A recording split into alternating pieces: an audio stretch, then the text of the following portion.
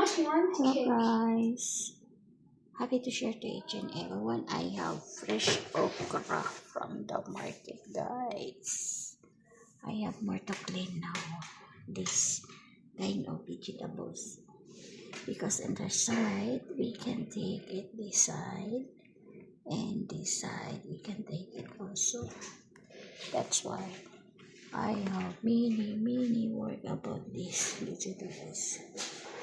Okra is the fruit.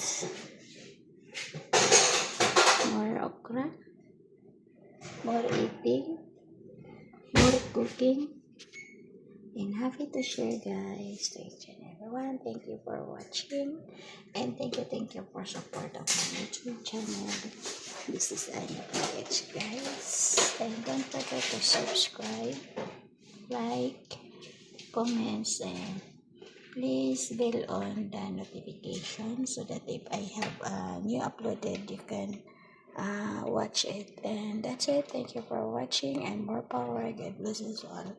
Happy Sunday, guys, and I love you all.